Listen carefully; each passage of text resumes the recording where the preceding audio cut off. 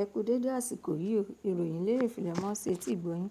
Orúkọ mi ni Ìyáàfin Lydia Obofalẹ́yẹ. Ní ọjọ́ àbámẹ́ta yìí ni akọ̀ròyìn kan gbé ìròyìn náà jáde wípé afẹ́fẹ́ ìdáná ló búgbàmù ní apá ibi tí àwọn olùtajà ohun èlò fún síse omi tí ó wà ní ọ̀nà àdúgbò Uga tí kò jìnnà sí Onitsha Bridgehead Market ní ojú àwọn ènìyàn méjì run tí àwọn mẹ́fà mìíràn sì fara pa yànmọ̀yànmọ̀. Ó tún wá tẹ̀síwájú pé ìṣẹ̀lẹ̀ náà wáyé ní ọjọ́ Ẹtì tí ó sì dá gbogbo àwọn èrò tí ó wà nínú ọjà lákòókò náà sí ríbóríbó. Oníkálukú sá àsálà fún ẹ̀mí wọn, ṣùgbọ́n ọkùnrin kan tí ìṣẹ̀lẹ̀ náà ṣojú rẹ̀ wípé jórinjórin kan ni ó ń fi káńbàjì ṣiṣẹ́ lọ́wọ́ ní afẹ́fẹ́ ìdáná náà fi gbiná. Ọ̀kan nínú àwọn olórí nínú ọjà náà tí orúkọ rẹ̀ ń jẹ́ Uzodimma Eke wá tún yànnàná ọ̀rọ̀ náà síwájú wípé ọ̀pọ̀lọpọ̀ dúkìá àti ọjà àwọn ènìyàn tó ń ta ohun èlò ṣíṣe omi ni ó jóná, ṣùgbọ́n àwọn kan lára àwọn tí ó nìṣó nínú ọjà yìí ni ó sáré du ẹ̀mí àwọn tí ó farapa nípa gbígbé wọn lọ sí ilé ìwòsàn, bí ó tilẹ̀ jẹ́ pé ọ̀gá àwọn panápaná ti ìpínlẹ̀ náà kò lè sọ nǹkan kan lórí ìṣẹ̀lẹ̀ náà nítorí pé ó ní òun kò rí gbọ́ rárá. Èyí ni èsì tí ó fún àwọn akọ̀ròyìn tí wọ́n lọ bá a lórí ìṣẹ̀lẹ̀ náà, ṣùgbọ́n agbẹnusọ fún iléeṣẹ́ ọlọ́pàá ti ìpínlẹ̀ náà Tochukwu Ikenga ni ó wá fìdí ìṣẹ̀lẹ̀ náà múlẹ̀ wípé àyípadà rere yóò dé sí agbègbè tí ìṣẹ̀lẹ̀ náà ti wáyé. Àwọn yóò rí dájú pé àwọn ọlọ́pàá tí ó ń ṣiṣẹ́ lórí irú ìṣẹ̀lẹ̀ yìí yóò wà ní agbègbè ibẹ̀ tí wọn yóò sì rí i pé ààbò tó péye dé sí agbègbè náà kí àwọn ọ̀daràn má baà lo àǹfààní ìṣẹ̀lẹ̀ náà láti máa ṣọṣẹ́ nínú ọjà náà. Ẹ̀kúnrẹ́rẹ́ ìròyìn náà wà nínú ìwé ìròyìn Punch.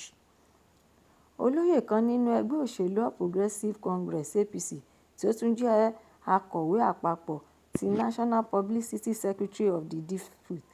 New People Democratic Party Eze Chukwuemeka Eze ni ó sọ èròǹgbà rẹ̀ jáde wípé ó jẹ́ ohun tí ó burú tí ó sì tún jẹ́ ẹ̀dùn ọkàn fún òun nígbà tí ìjọba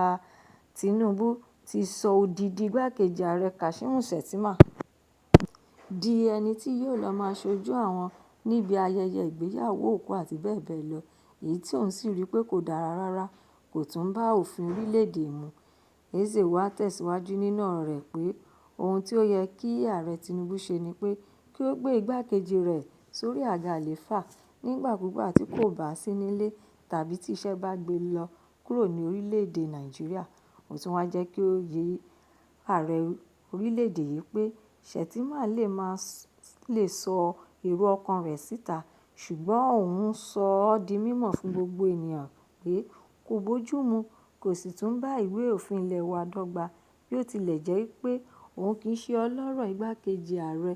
ìyẹn kò ní kí òun má sọ̀rọ̀ níbi tí ọ̀rọ̀ wà. Ẹ̀kúnrẹ́rẹ́ ìròyìn eléyìí náà wà nínú ìwé ìròyìn Daily Post.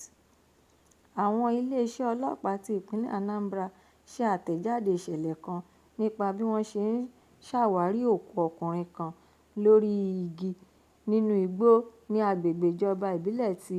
Amaechi ní apá gúúsù ìlà-oòrùn ti Nnewi ní ìpínlẹ̀ náà. Agbẹnusọ fún iléeṣẹ́ ọlọ́pàá ti ìpínlẹ̀ náà Tochukwu Ikenga sọ pé òkú náà di rírí nípa títọpasẹ̀ ìpè kan lórí ẹ̀rọ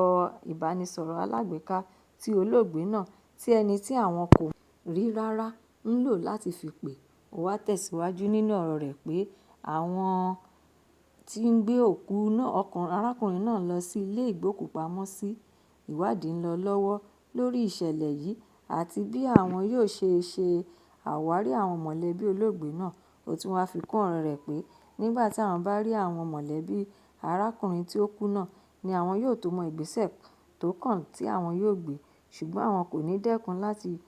máa ṣàwárí àwọn ọ̀daràn tí ó ṣiṣẹ́ ńlábi yìí. Tí ọwọ́ bá sì tẹ̀ wọ́n, irú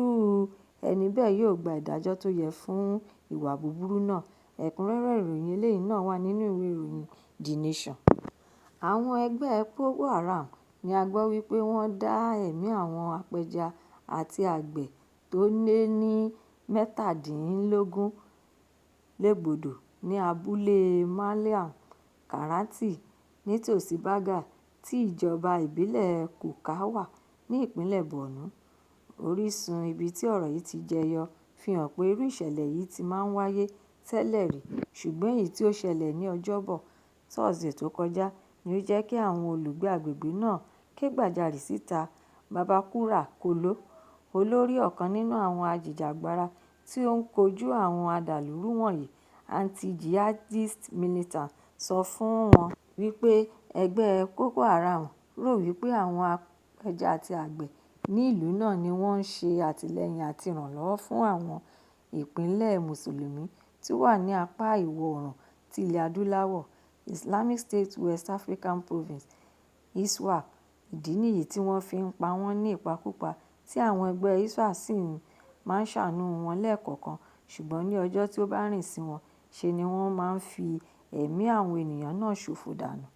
Kolo tún wá tẹ̀síwájú nínú ọ̀rọ̀ rẹ̀ pé láti ọdún 2009 tí àwọn ẹgbẹ́ yìí ti dìde ní agbègbè àríwá orílẹ̀-èdè Nàìjíríà ní ẹgbẹ̀rún lọ́nà 40 ènìyàn, 40,000 people, ni wọ́n ti pa dànù, tí mílíọ̀nù méjì, 2 million nínú àwọn sì ti di àwátì. Àwọn ẹgbẹ́ méjèèjì yìí ti wá ń kọjú ìjà sí ara wọn láti ìgbà tí ẹgbẹ́ ISWAP ti yà kúrò lára ẹgbẹ́ Boko Haram ní ọdún 2016. Ní Boko Haram ti fọwọ́ mú agbègbè Lake Chad tí wọ́n sì tún ń retí pé kí ISWAP padà wá darapọ̀ mọ́ àwọn, ṣùgbọ́n ìkọlù-kọgbà tí ó wáyé lẹ́nu lọ́ọ́lọ́ yìí ni ó jẹ́ kí àwọn ẹgbẹ́ méjèèjì fi ẹ̀sùn kan àwọn apẹja àti àgbẹ̀ olùgbé agbègbè náà wípé àwọn ni ó máa ń ta àwọn ológun lólobó tí wọ́n sì tún máa ń ṣe alamí fún àwọn sójà àti ẹgbẹ́ ajìjàgbara tí wọ́n máa ń kojú àwọn. Ẹ̀kúnrẹ́rẹ́ ìròyìn eléyìí náà wà nínú ìwé ìròyìn Vanguard. Ẹ pàdé mi fún àkọ́tun ìròyìn lérèfé mìíràn ní ọ̀la láṣẹ Èdùmàrè. Ẹ ṣé tí ẹ̀ ń tẹ́tí gbọ́ mi. Ó dàbọ̀.